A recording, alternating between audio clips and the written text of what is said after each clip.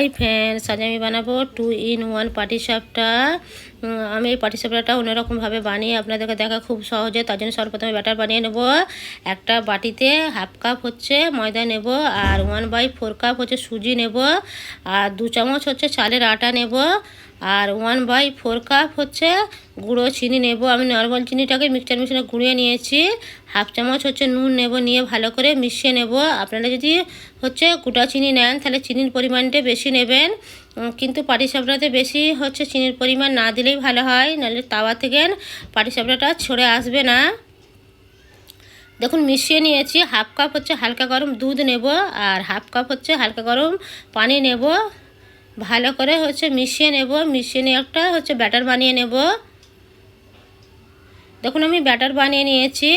এবারে ঝাঁকা দিয়ে রেস্টে আমি 20 মিনিট রেখে দেবো। যেহেতু এতে সুজি দিয়ে আছে, এদের রেস্টে রাখতেই হবে। দেখুন 20 মিনিট পর এটা ফুলে উঠেছে, ডবল হয়ে গেছে। এবার 1/2 কাপ হচ্ছে হালকা গরম পানি দেব, দিয়ে ভালো করে মিশিয়ে নেব। আর এই হালকা গরম পানি যদি ব্যাটারে দেওয়া হয়, এই পাটিসাপটাটা ভালো হয়। দেখুন হচ্ছে মিশানো হয়ে গেছে, আমার ব্যাটারটা রেডি হয়ে গেছে। 200 গ্রাম আমি মাখা সন্দেশ নিয়েছি। আমি দোকানের কিনে মাখা সন্দেশ নিয়েছি, আপনারা চাইলে হচ্ছে বাড়িতে ক্ষীর বানিয়ে নিতে পারেন। আর 2 হাতা হচ্ছে ব্যাটার আমি একটা বাটিতে নিয়ে নেব। আর 1 চামচ হচ্ছে কোকো পাউডার নেব। আপনাদের বাড়িতে কোকো পাউডার না থাকলে হচ্ছে চকলেট পাউডার দিতে পারেন। আর চকলেট পাউডার যদিও না থাকে তাহলে লিকুইড হচ্ছে যে হচ্ছে চকলেট সেটা দিতে পারেন। দেখুন মিশানো হয়ে গেছে। একটা হচ্ছে সসের বোতল নিয়েছি, অত ঢেলে নেব। আপনাদের বাড়িতে এরকম সসের বোতল না থাকলে চামচ দিয়ে করতে পারেন। আর হচ্ছে না হলে যে থামসআপের ছোটো বোতল হয় সেগুলো ছিদ্র করেও করতে পারেন।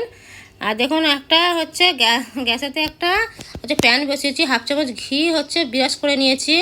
আর যে ব্যাটারটা আমি হচ্ছে রেডি করে রেখেছিলাম সসের বোতলে, তো রাউন্ড শেপ করে দিয়ে দেবো। গ্যাসের ফ্লেমটা লো ফ্লেমে করে, আর যখন হচ্ছে ড্রাই হয়ে যাবে হালকা, তখন হচ্ছে হাতায় করে সামান্য একটু ব্যাটার দিয়ে একটা প্যাচেলের সাহায্যে স্প্রেড করে নেব। আর অবশ্যই হচ্ছে লো ফ্লেমে রাখতে হবে। আর সঙ্গে সঙ্গে হচ্ছে ওই ব্যাটারটার পরে দিবেন না। যখন ওই কোকো পাউডার এই ব্যাটারটা দিয়েছি সঙ্গে একটু ড্রাই হয়ে যাওয়ার পরেই দিবেন। দেখুন হচ্ছে সন্দেশের যে পুরটা আছে সেটা দিয়ে দেবো, ড্রাই হয়ে গেছে। দিয়ে হচ্ছে লম্বা লম্বা করে রোলের মতন করে নেব। দেখুন একটা হচ্ছে আমার পাটিসাপটা হয়ে গেছে। দেখুন সহজে উঠে চলে আসছে, আর খুব সহজে বানিয়ে নিয়ে গেলে কত সুন্দর লাগছে। আর একটা আপনাদেরকে দেখিয়ে দিচ্ছি। এমনি ফুটা ফুটা করে দিয়ে দেবো, আপনাদের যেমন ইচ্ছা সেরকম আপনারা হচ্ছে শেপ দিয়ে নেবেন। আপনারা চামচ দিয়েও করতে পারেন। যখন সামান্য একটু হচ্ছে ড্রাই হয়ে যাবে তারপরে হচ্ছে ব্যাটারটাকে দিতে হবে, সঙ্গে সঙ্গে দিবেন না।